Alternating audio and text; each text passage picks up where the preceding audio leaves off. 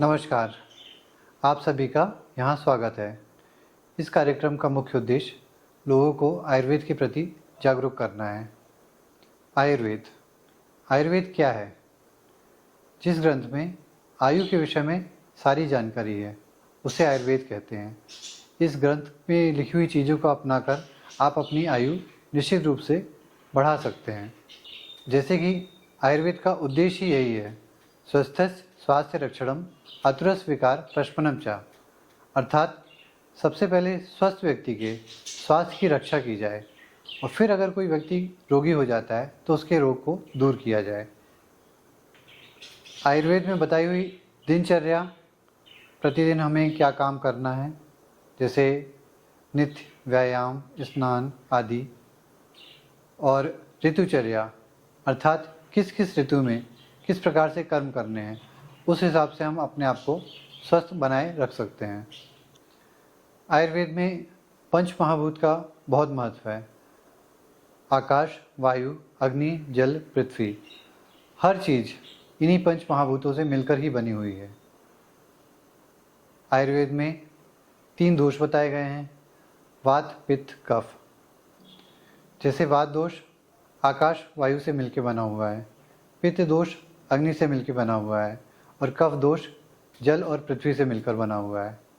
तो अगर किसी को वात दोष की प्रधानता है तो वह पृथ्वी और जल प्रधान पदार्थों का सेवन करेगा तो वह अपनी चिकित्सा कर सकता है।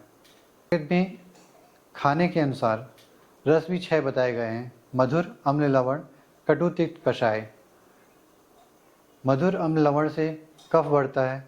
अगर किसी व्यक्ति का कफ बढ़ा हुआ है तो वह कटु, तिक्त, कषाय रस का सेवन करे तो अपने बीमारी को ठीक कर सकता है।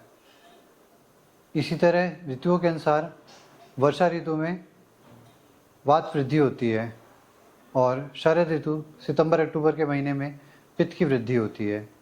तो अगर हम इन ऋतुओं में इसके विपरीत आहार विहार का सेवन करें तो हम काफ़ी रोगों को पहले ही होने से रोक सकते हैं। आयुर्वेद के 3 उपस्तंभ बताए गए हैं, आहार, निद्रा, ब्रह्मचर्य। यह 3 उपस्तंभ हैं।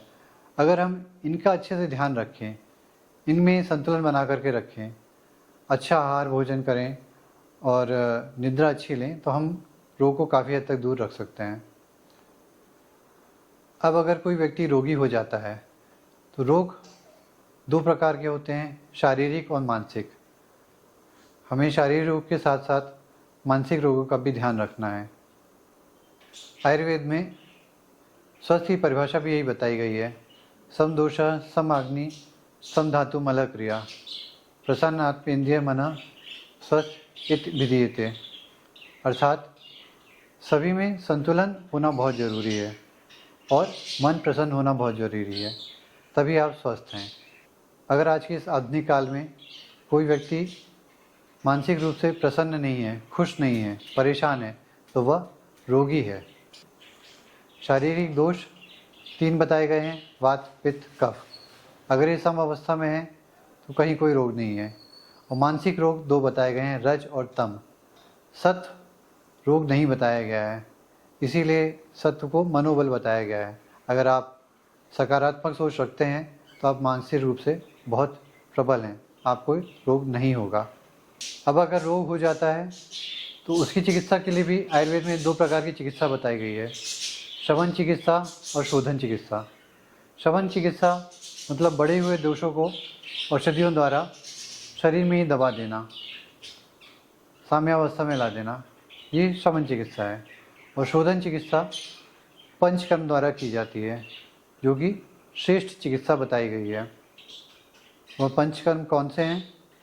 वमन कर्म अर्थात उल्टी औषधियों द्वारा उल्टी करवाकर दोषों को बाहर निकलवाना। विरेचन औषधि द्वारा, मुशन के द्वारा पित्त को बाहर निकलवाना। बस्ती कर्म वात के लिए। और नस अर्थात नाक में औषधि तेल डालना।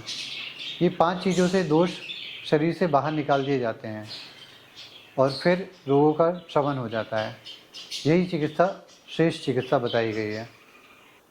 पंचकर्म के पूर्व कर्म में स्नेहन और स्वेदन अर्थात तेल की मालिश और भाप की सिकाई बताई गई है, जिससे कि दोष द्रवित हो जाते हैं और शरीर से बाहर निकलने के लिए तैयार हो जाते हैं। फिर पंचकर्म द्वारा उन्हें शरीर से बाहर निकाल दिया जाता है। वात रोग आपने काफ़ी नाम सुना होगा, उसकी चिकित्सा बस्ती बताई गई है, अर्थात गुद मार्ग से औषधियों का प्रयोग। बस्ती को आयुर्वेद में आधी चिकित्सा बताई गई है, उसको इतना इम्पोर्टेंस दिया गया है। वात रोग की चिकित्सा का सामान्य सूत्र आयुर्वेद में पुनः पुनः स्नेहनम स्वेदनम बताया गया है, अर्थात बार बार तेल की मालिश करना और भाप की सिकाई करना। इसीलिए किसी प्रकार के दर्द में आप अगर तेल की मालिश करते हैं तो आपको आराम मिलता है। तो ये सब बताने का हमारा मुख्य उद्देश्य यही है कि आप आयुर्वेद को उपयोग करिए और स्वस्थ बने रहिए, और फिर किसी कारणवश अगर आप बीमार पड़ जाते हैं तो आयुर्वेद का उपयोग करके निरोगी रहिए। धन्यवाद।